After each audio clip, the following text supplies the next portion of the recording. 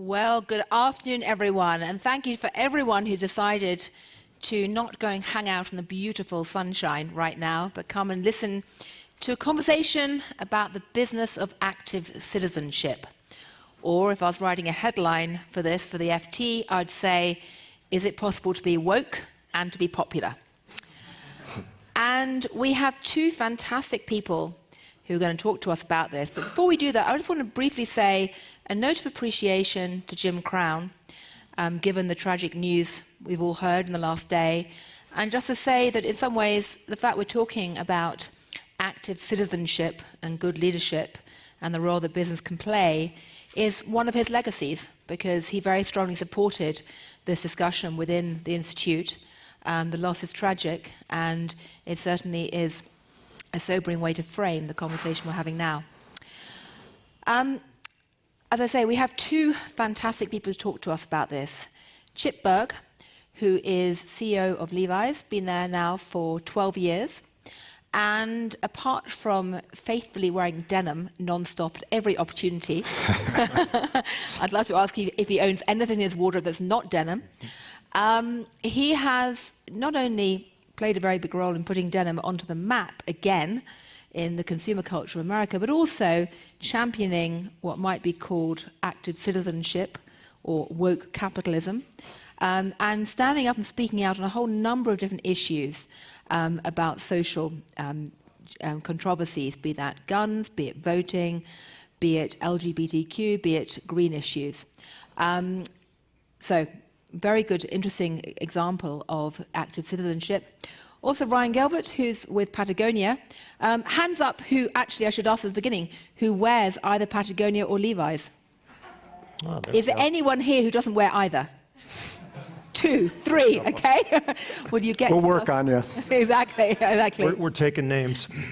So Ryan's been at Patagonia now for almost 3 years, but been at the company a lot longer.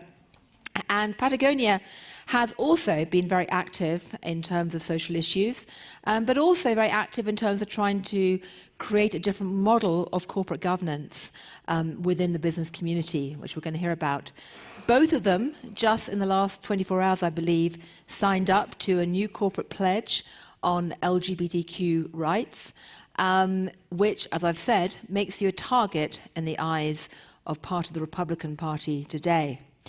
So we're going to talk about this, about what it does or does not mean to be woke, and whether that's even a right term to be using it, or it's just common sense, what that means for the business, what they can essentially show other businesses, and where we think this debate is going. But perhaps I can start with you, Ryan. Can you explain briefly, for people who don't know in the audience, why Patagonia is a bit different from a normal company, and what you did at the end of last year, which made you even more different from a normal company?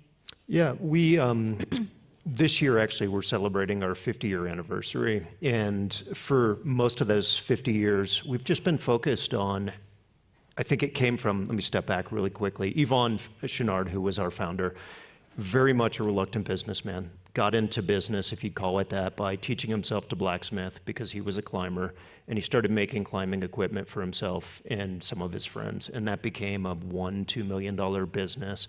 He added clothing to that. That became Patagonia, and the business has slowly and steadily grown over that 50-year period. What Yvon came to understand, both in the original business with hand-forged pitons for climbing and in the apparel space, was the impact that each of those businesses were having on the natural world. And what brought him into this space was his love for the natural world. And that defines Yvon's life to this day. He's 84 years old, still spends as much time outside as anybody that I know.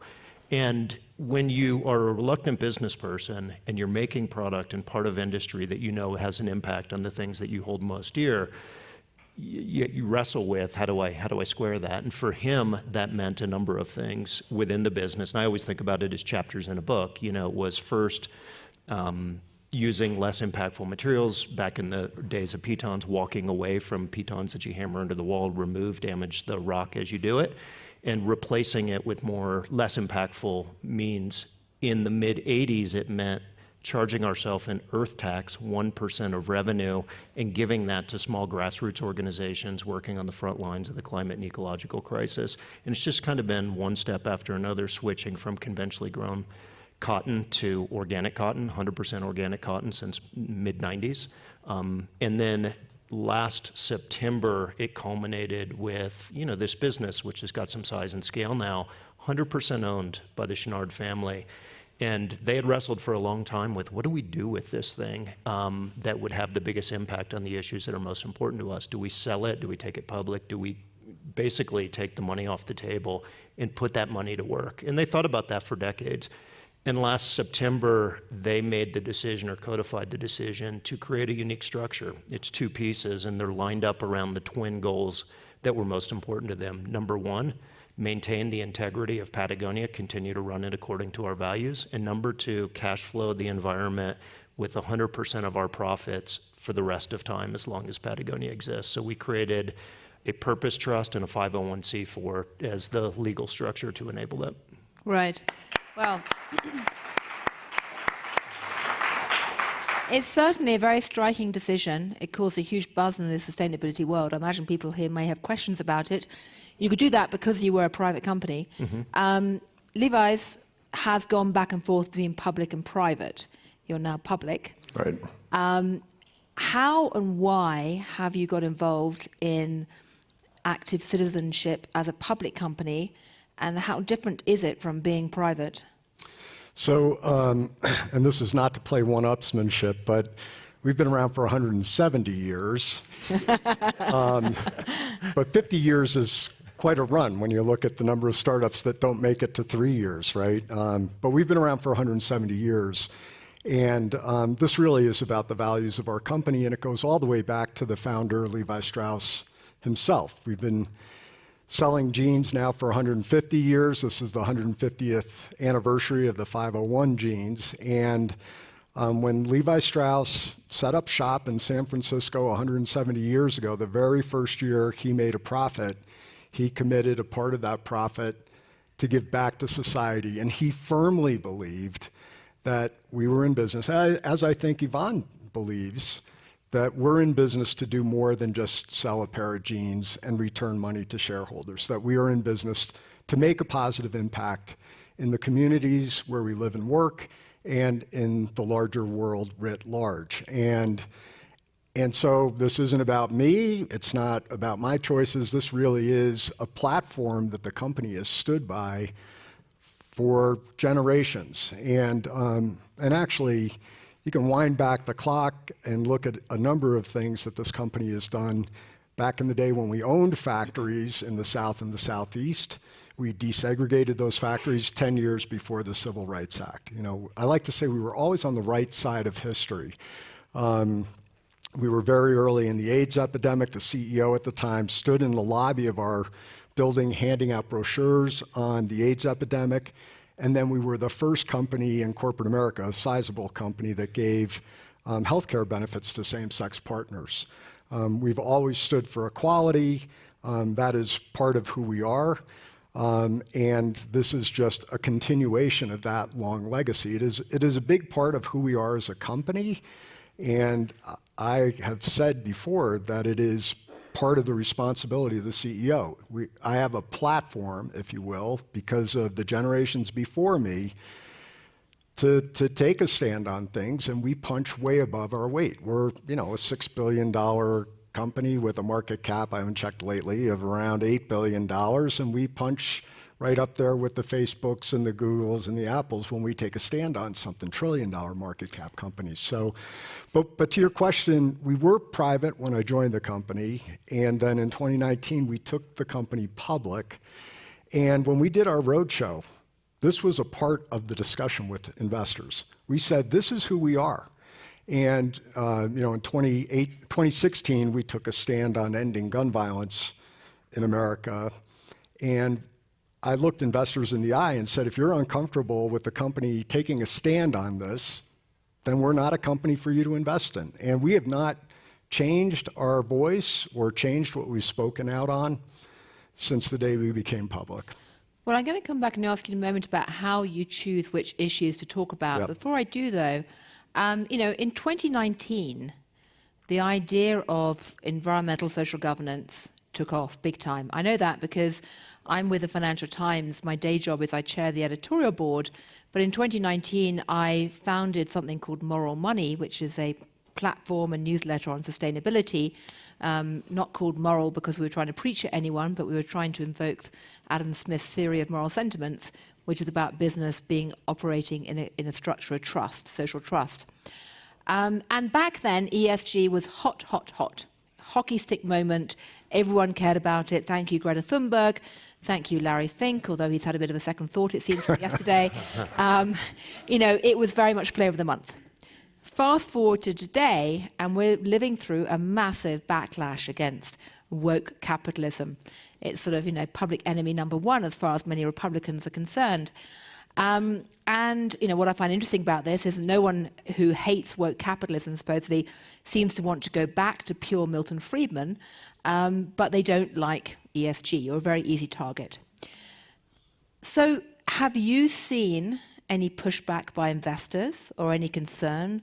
Has it changed your ability to speak out? Because, at Moral Money, what we've seen is every single CEO on the planet, it seemed, in 2019 wanted to give us an interview to tell us about their amazing net zero targets, even though they had no idea what they were.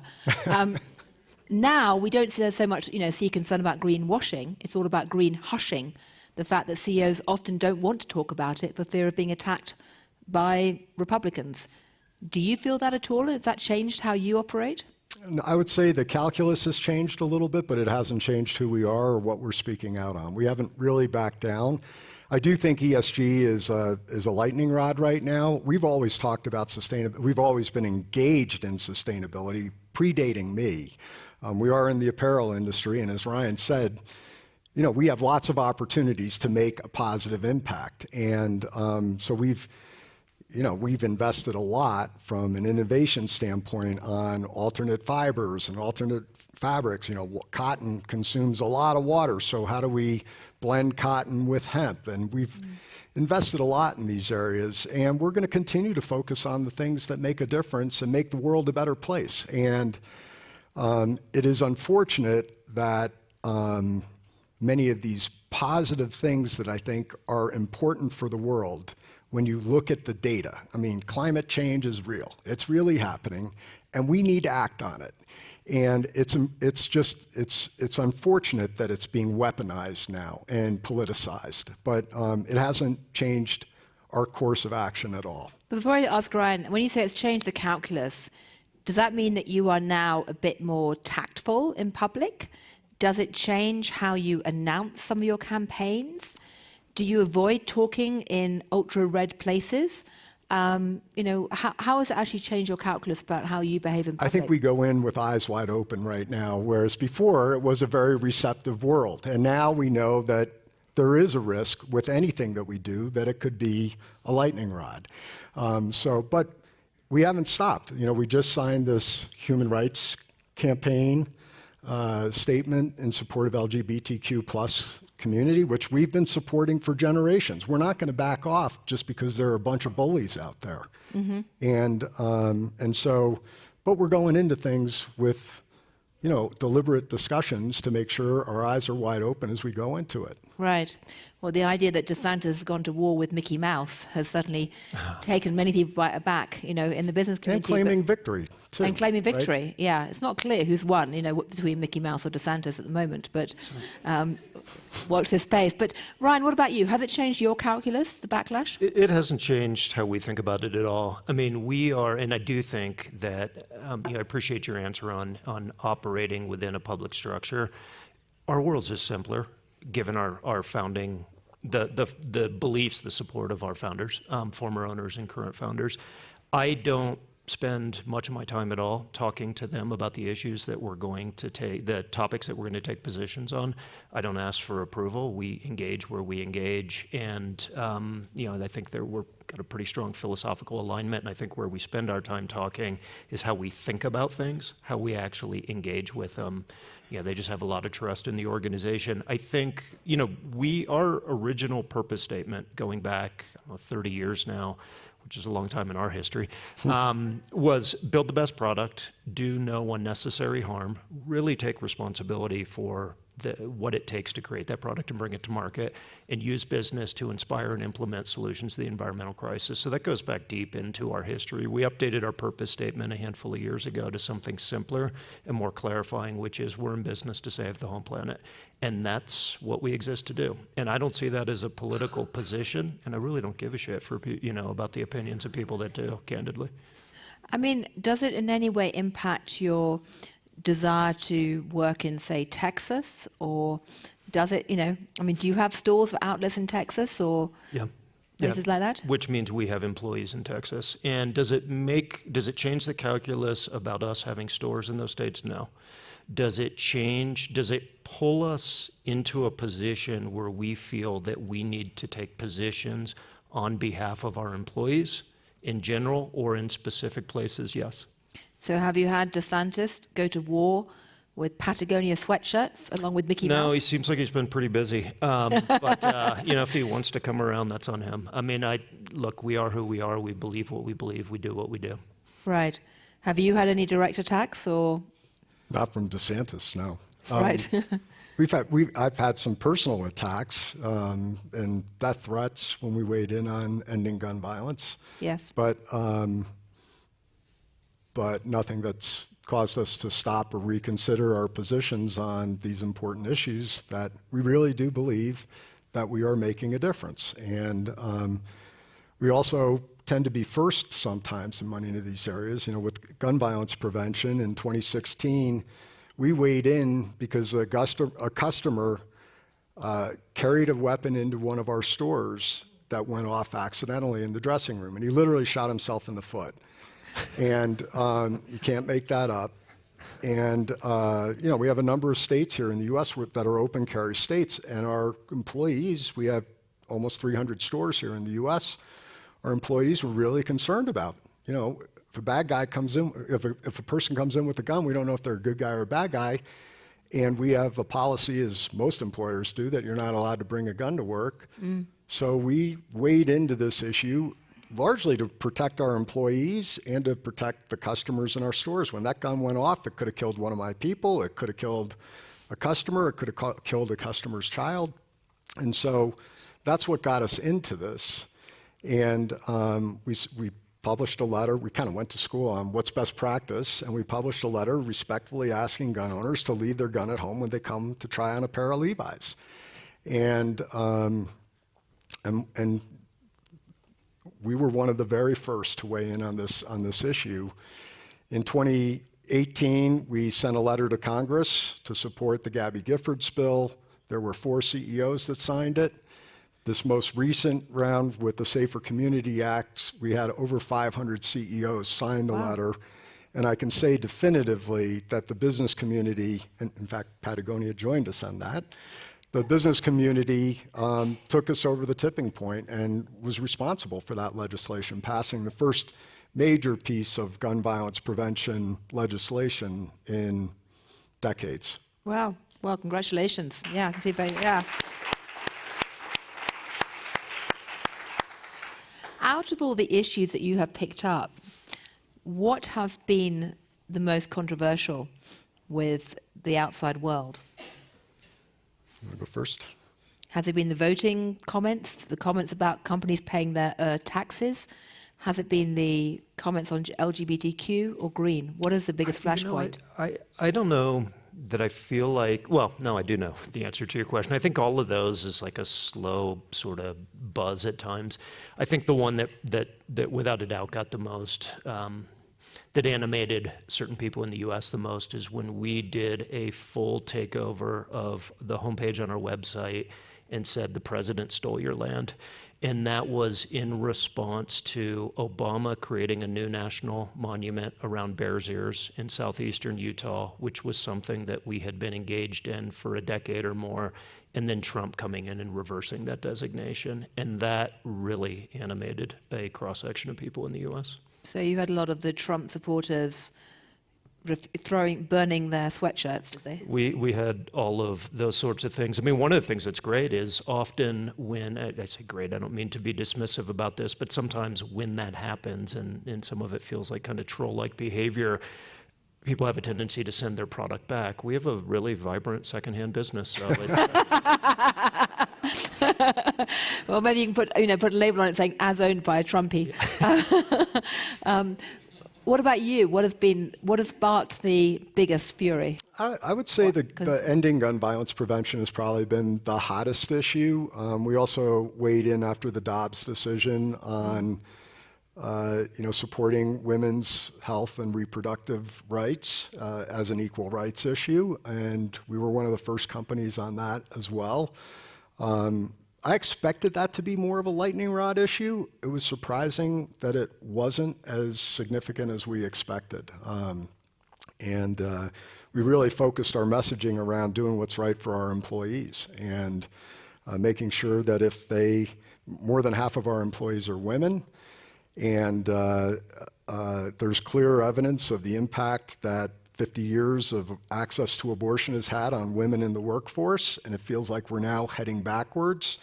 And so that's why we kind of jumped in on that debate. But the blowback was not as significant as we were expecting. And I think that's because now the vast majority of Americans are supporting abortion in some sense, and that number continues to grow with a year now since the Dobbs decision. But gun violence prevention has been a lightning rod issue and still is. Right. Do either of you, like the word ESG, or do you think it's time to just throw it out the window, given that it has become such a lightning rod for so I'm not many? a big believer in labels, period, and that's a label. Although you're wearing one, yes. But Well, I believe in brands, let's be clear. Okay. I believe in brands. Well, that's Well also played. ESG, Well the played. brand as well now. So Touche, though, very good. I'll remember that one. yeah. That's good. But it's a label, and I think it's time to move on. Right. it's not a term we've ever used. It's not a term that we don't use CSR. I think to the point that Chip made, it is a label. It is sort of catchy. I also don't understand the packaging of environmental, social, and governance. It just seems like an arbitrary mashup of ideas. So. Right. How do you decide what issues to focus on? I mean, do you poll your employees? Do you just go with your own personal gut? Do you talk to your corporate board in the case of, the fact you have a public board? Mm-hmm. How do you decide it? Because some people might say, well, actually, who decides that the CEO is going to care about gun violence or paying taxes, for example? Yeah, for us, we have a whole process, as you would imagine, including the board. But it starts first and foremost with our values and then our employees. Our employees, this talk of stakeholder management, our employees are one of our most important stakeholders. And so what matters to employees, kind of matters to us as a company. 100% aren't going to agree on anything. And I respect that. I will listen to the alternate point of view. For example, when we were about to weigh in on the Dobbs decision, I listened to the alternate point of view. I mean, empathy is one of our values, and you need to show empathy and respect that there are different points of view, even inside my own company. But we have a whole process. We bring the board along on issues. We brought them along on Dobbs, so we were ready to go when Dobbs came out. And on gun violence, which was a new issue for us, we worked that several times with the board. And I would actually say the board made our program better. We were when we decided to finally get in big with the Parkland shooting in 2018, we were going to do a one-year program and through our foundation fund a number of the youth initiatives that were coming out of Parkland to try to, activate legislation at the local level and the federal level. And the board was like, look, if you're going to do this, go big or go home.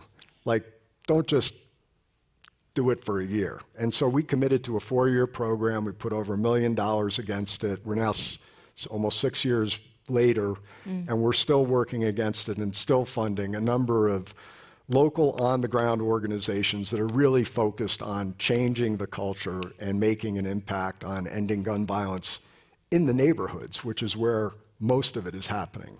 Right. What about you? How do you decide? Because, you have a founding family that essentially have set the framework for the company. in terms of its values, do the employees get a say? Is it up to you?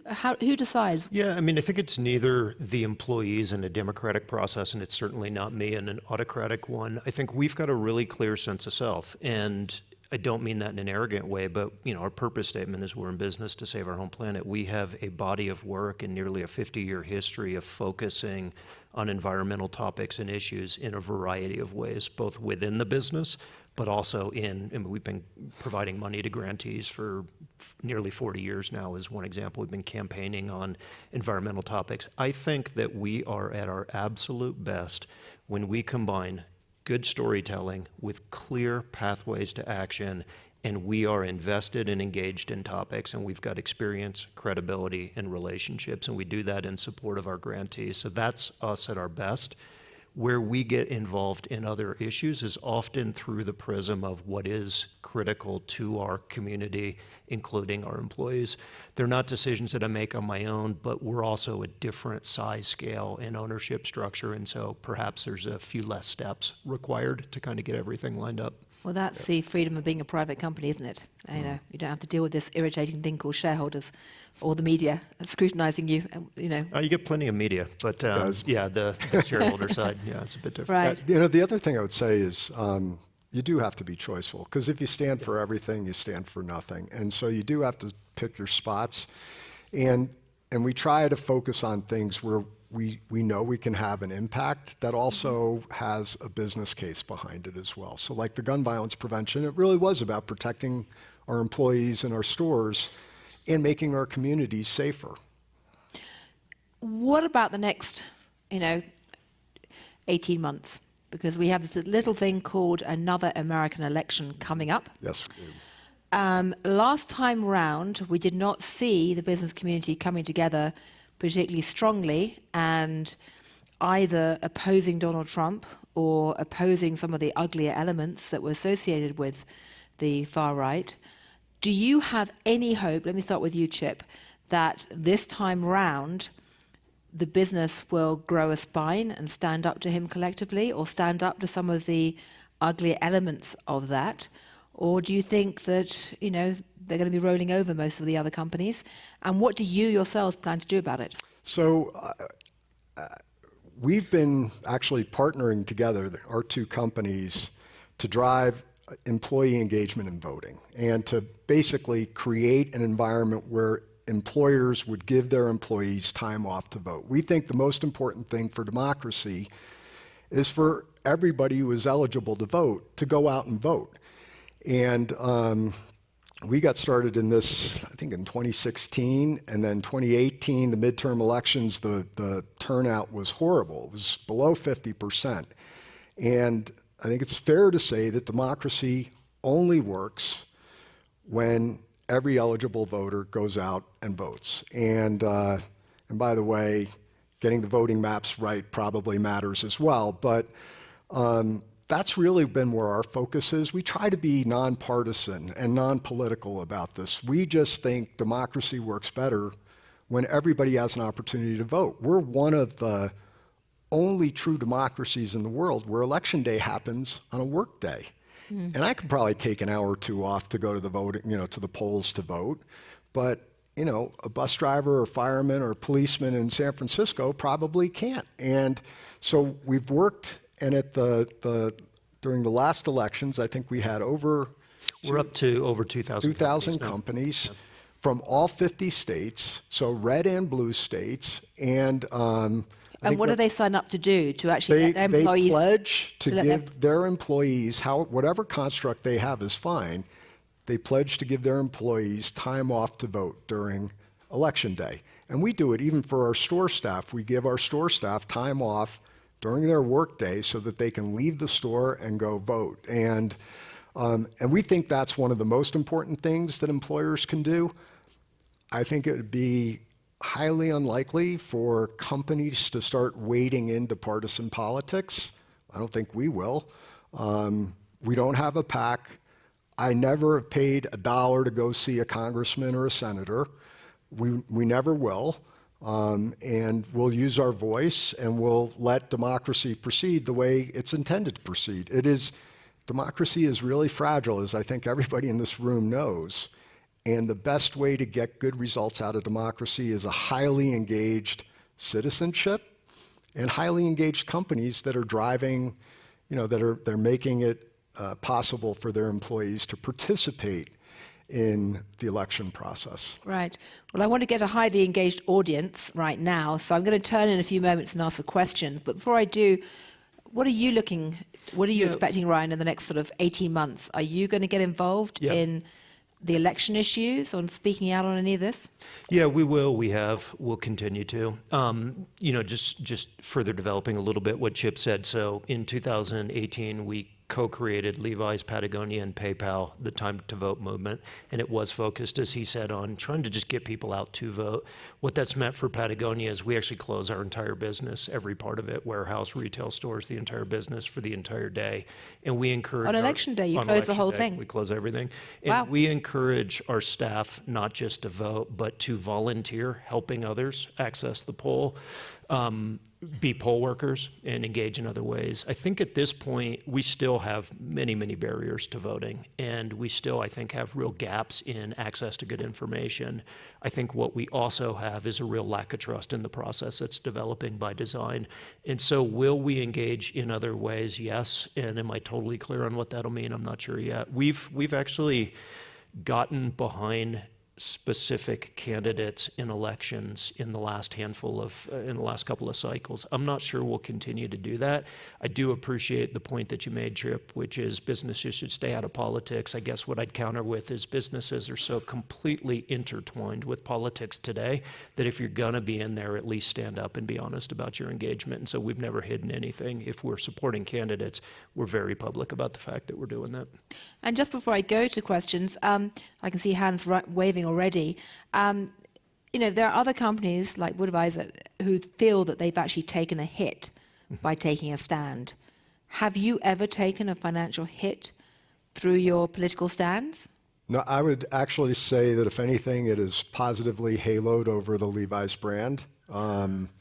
We tend to have a pretty good idea of where our consumers are on issues. Not that we do it because that's where the consumers are, but our values tend to line up with where the vast majority of our consumers are. Right. But we've never taken a measurable or readable hit to the business. Has it positively haloed? I didn't know halo could be a verb and a noun, but has it been a positive?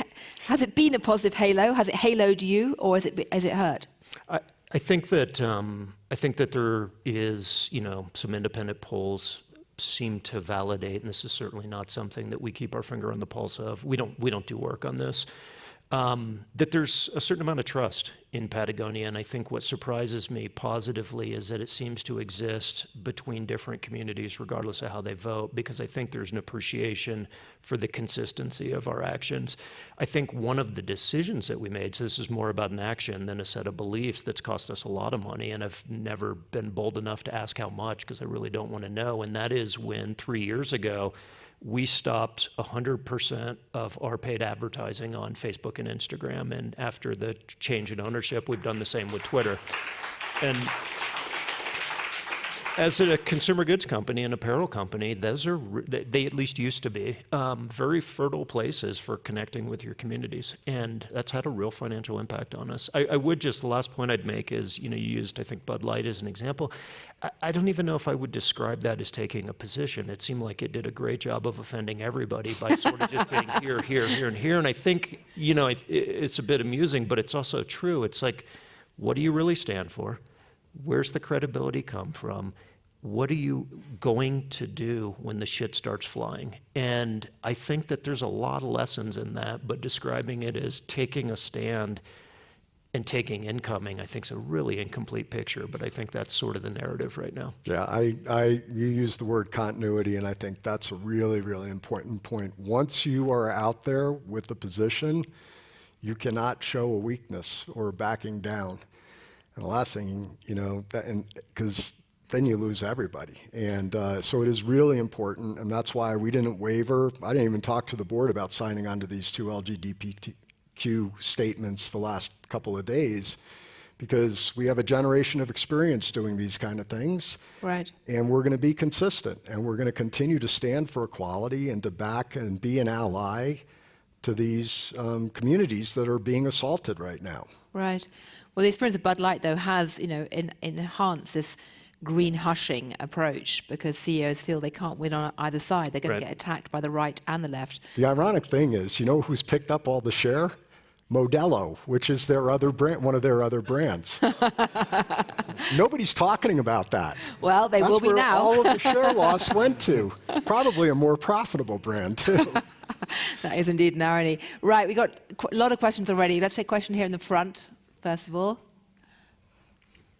I think your thing about Facebook is particularly striking, by the way. I don't know any other companies that have done that, but certainly that would have caused a hit. Yeah. Thank you, Gillian. Joan Michelson, Electric Ladies podcast. And I had Gillian on my show, so you can listen to her on that. She's brilliant. You guys, and this is interesting because everybody wears clothes. And you both talked about how you have customers in every red and blue states, right? Obviously, everybody wears clothes. How do you talk to people who are fill in the blank, this is a good business decision to do the sustainable profile, to take a stand on social issues. And it's a compliance issue in many ways, as you mentioned with the gun violence. How do you talk to people, and what do you say to executives who wrestle with this, who say, I don't know how to talk, I don't know, we can't do this, and we're just going to be an ostrich because it's too scary, and we're just going to get tomatoes thrown at us. What do you say to them? Are you going to open up a consultancy? Yeah, I think the gun violence prevention work is probably a good example. Like I said, in 2018, there were 4 CEOs who signed the letter to Congress, and now we're over 500. There is a little bit of safety in numbers. And I think demonstrating that taking a stand for doing the right thing, and the data backs us up on every one of these issues. The majority of Americans, the majority of gun owners support safer laws that are going to make it safer. I've got the numbers, but I think 89% of Americans support background checks, universal background checks. The numbers are in the 80s for almost everything, a waiting period, a 30-day waiting period, raising the age limit to 21. The vast majority of Americans support these issues, and that's a pretty good starting point. And we're not about repealing the Second Amendment. We're just trying to make it, our places of safety in society today are not safe. You don't know when you go to a movie or a concert or your child goes to school. You don't know when you drop your child off at school if it's going to be the last time. And that is the world that we are living in now. And we think the business community can make a difference here and make our world a safer place without taking guns away from responsible gun owners. And that's the approach that we've been taking. I think by maintaining continuity of message, to use that word again, over the last several years on this and bringing others along has helped. And getting companies that do have more of a dog in the fight, if you will, Dick's Sporting Goods was one of the very first company that joined us. Walmart, eliminated assault weapons. So getting companies that really are giving up real revenue to participate in this is also a pretty compelling and convicting piece of evidence that has helped other CEOs come along on this. But I think the key thing on any of these issues is maintaining continuity of message, continuity of purpose, and continuing to pick up the phone and call. And that's basically what we've done it with voting. I do think this coming election cycle is going to be interesting, and it may be more than just getting employees out to vote. It might be what can we be doing to build more trust in our elections. So there are some big opportunities there, and I know that the business community can make a difference in these areas because we already are. And it's all about just galvanizing other CEOs to make that kind of progress. Ryan, what do you tell nervous CEOs?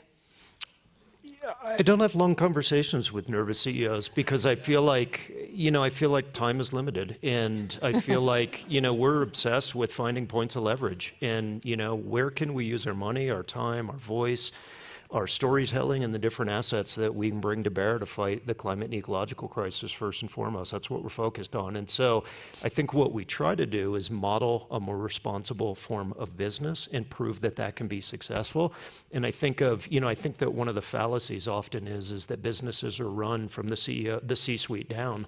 I think they're run a lot by and with and for and through employees, and they certainly are with customers. And so if we can't get to the CEOs, we got other places to play. Right. Got a question over there, and then right at the very back. Sorry, actually, okay. There, and then back there. And why don't we take 3 of them so we can get through as many as we can? Thank you all so much. My name is Kurt. I co-lead a justice organization that works on issues of school food. Curious to hear your thought on what makes for really great nonprofit partnerships with corporate allies, and where do you see those partnerships go off track or not fulfill their potential? Great question. So how do you get a good partnership with nonprofit? Let's have the question over here and then back over there. I'm sorry, question down here. And then the lady back there. Good afternoon, Ryan. I appreciate your candor. In 2016, Laura Murphy pioneered the civil rights audits with Airbnb. Following that, Facebook and Starbucks. Then after that, other companies joined the cohort. Have you all considered, and do you find a business value in each of your companies undertaking a civil rights audit or a racial equity audit? So working with NGOs, have you done a civil rights audit? And the question back there. Hi, my name is Uma Kalkar. I'm with the Peace Innovation Institute at The Hague. And my question is, a lot of these social good projects tend to originate out of nonprofit models, and they tend to kind of concentrate there. So what guidance do you have to, help social entrepreneurs test the waters in the private sector? And how do we champion almost the productization of social impact activities so that way they're baked into new companies from the ground up? Thank you. Right. Well, I think, why don't you each of you take one of them. Great. I don't mind jumping in on the first. We've got, I mentioned that we've been doing what we call 1% for the Planet granting since the mid-'80s. So we work with, at any given time, probably 1,200 grantees, nonprofit organizations around the world. The limitation or the sort of self-imposed structure that we have on that is we do that in places where we've got Patagonia employees. And so we do it in Europe and Korea and Japan and Australia and Chile, Argentina, in addition to here in the US. We don't do it in places where we don't have people because we are interested in building relationships, not just funding relationships solely. And the number of stories as to where those have become incredibly productive and impactful relationships, I could talk for the next couple of hours. I'll give you one of my favorites because I just have a strong personal connection with this.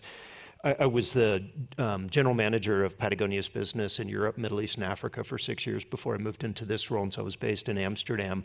And one of the issues that we got really involved in was trying to protect Europe's last free-flowing and wild rivers. And so we started looking around the landscape, assessing what the state of rivers were, found a couple of organizations working on protecting rivers in the Balkan Peninsula. If you look at a map of Europe, every river across the European continent is channelized, dammed, and otherwise impeded, other than in the Balkans. That's the good news. The bad news was at that time, about 8-9 years ago, there were over 3,000 hydropower projects queued up for those last remaining rivers. And so in Albania, where we were working with a group called Eco Albania, the first time I ever went to Albania, I slept outside under the stars along the banks of the Vjosa River. The second time was at the end, and by the way, on that trip also joined a protest outside Prime Minister Edi Rama's office and was nearly thought we were going to be arrested. We weren't. But the second time I came back was at the invitation of Prime Minister Rama to discuss, could we figure out some plan to protect this jewel? All of this in partnership with Eco Albania. The third time was signing an MOU. Patagonia is a private company, the Albanian Ministry of Enviro and Tourism saying we're going to protect this. And I was just in Albania most recently in March for the dedication with Prime Minister Rama for the Europe's first in the Vjosa Wild River National Park. And that is 100% a credit to 2 people from an organization called Eco Albania with the support of a number of other NGOs in surrounding geography. So that's when the magic happens. On that note, do you want to address the issue about social entrepreneurship, or do you want to talk about that, Chip? Yeah, We can both, I mean. fire away. Or Jump in. do you want to talk about the audit issue? Yeah, I mean, just real quickly on the first one, I'll just use one word to answer it, which is impact. At the end of the day, it's about impact. And we have a foundation as well. We grant, over $10 million a year to different organizations, mostly in communities where we live and work around the world, mostly focused on a couple of strategic areas. But at the end, and we tend to do 3-year grants, and we're constantly evaluating results. And if the impact isn't there after 3 years, we're done. And if the impact is there, we continue. So it is, at the end of the day, about making impact. On the civil rights audit, I may not completely understand the question, but we have, on the whole diversity, equity, and inclusion, not to use another label, George Floyd murder, we have been very transparent with all of our data, especially here in the US. So after the murder, which was a very, very tough moment for me personally as a leader, I met with our Black Employee Resource Group after this, and I started hearing stories about microaggressions that they experience every day at work. It totally freaked me out because I didn't think that was my company. And I knew that we needed to change. And then I got the data on where do we stand. And the good news was across the US, we have a very racially diverse organization. The bad news was if I excluded my stores and our distribution centers, we had a very white organization. Still very gender diverse, but not nearly where we needed to be from a racial diversity standpoint. And I said, I had deprioritized it when I joined the company. I intentionally deprioritized DEI because the house was on fire and we needed to put the business crisis, we needed to fix that first. And doing DE&I right is a major commitment. And I've spent 28 years at P&G and they're still working on it after 40 years. So doing it right is a major commitment and you got to stay at it. And so I had deprioritized it. I said it was the biggest mistake I made as a CEO because we were, at that time, 8 years or 9 years behind where we would have been if we had started when I started. But we got started, and we decided we were going to be totally transparent with our data. And I'm not just talking breaking it by ethnicity. We break it by ethnicity, by level inside the company. And we made a number of public commitments at that time on where we were going to go. It's now part of executive compensation. We've added more diversity to our board of directors. There's more diversity now on my executive team. And so, it is a strategic priority for us, and I've said it's got to be part of my legacy. When I hang the spikes up as CEO at Levi's, we need to be a more diverse and more inclusive company because it's more about the culture of the company and making sure that everybody feels like they belong and can bring their best self to work every day than it is about the actual numbers. The numbers matter, but it's really about changing culture. And that's really what we've been focused on for the last 3 years. We're almost out of time, sadly. So do either of you want to, by the way, you get certainly brownie points for honesty there in admitting your big mistake, because believe me, as a financial journalist who's interviewed a lot of business leaders over time, most of them don't willingly stand up and tell you in great detail about their biggest mistake. One of my biggest. I've probably One got of your biggest, yeah. I've probably got a few others. Or one of the biggest, anyway. A few But others I'll came just to mind. I'll just put that out there. But anyway, very quickly, in the remaining minute, any quick comment on social entrepreneurship? Yeah, I was wondering if you could just repeat it and just frame it. I just don't want to answer. I don't want to speak to the topic and not answer your question. So maybe just one more quick time. Sure. So I was saying that, a lot of social impact work usually tends to originate in the nonprofit sector, and it kind of stays concentrated there. A lot of times people say, I have this great idea, it's going to make a big impact, and I'm going to start a nonprofit. Right. Mm-hmm. How do we kind of flip the script and look at productizing it and bringing it into the private sector and coaching entrepreneurs on how to tap into the vast amounts of capital that's available there in order to bake in social entrepreneurship and impact from new companies on the ground up. Yep. I think Patagonia in some ways is a living example of that. Yeah, But, so I'll say, I'll try to be very, very brief here, and I don't want this to sound like a commercial for Patagonia, but we have very strong relationships with the grantees that we work with, as I tried to describe before. I remember being at an event one time, and I invited a CEO of a big fintech company, much, much bigger company than ours, and he was a very sort of buttoned-up, traditional business leader, very good person, just different approach. And we had this event in our office, and I forget what the topic was, but there was a lot of our employees were there, and a lot of activists from the community, including some of the NGOs we worked with. And he pulled me aside at the end of the evening, and he said, God, you know, the magic here is I can't tell the difference between who are the Patagonia people and who are the activists. And I thought, well, that's a hell of a compliment. I think one of the things that we do very intentionally is run what we call Tools for Grassroots Activists conference. And that's something pre-COVID we ran every year. We're relaunching it in September of this year after a couple of years off.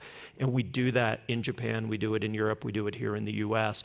And that's where we bring together grantees, small organizations, and we just run programming a little bit like here this week from morning to night, centered around building community and exchanging best practices. Last thing that we do that I think has some benefit in this space is we're pretty liberal with employee activism hours and environmental internships for our employees.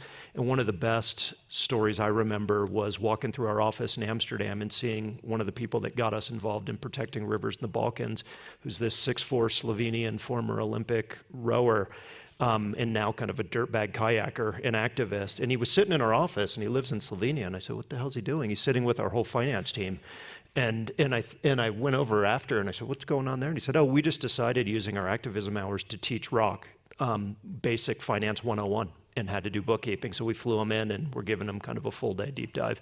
So that I think are some of the ways that we try to approach. That's absolutely fascinating. I know that you both have fantastic stories that could easily take up another 2 or 3 hours. Pity we can't get them all. I think you have a very receptive audience here. But it's been a fascinating conversation. I just take away 3 or 4 quick points. Firstly, that there are companies trying to do things differently, as shown by both of you. Secondly, that you are keenly aware that you are living in a backlash moment, and you can't run away from that, but that you are not alone. There are others which are joining some of your causes, if not all of them. And I guess the other big point I take away is watch this space in the next 18 months, because in many ways the question about whether business does or does not stand up to protect democracy is going to be extremely critical. So thank you both very much indeed, and best of luck. Thank you. Thank you. Awesome.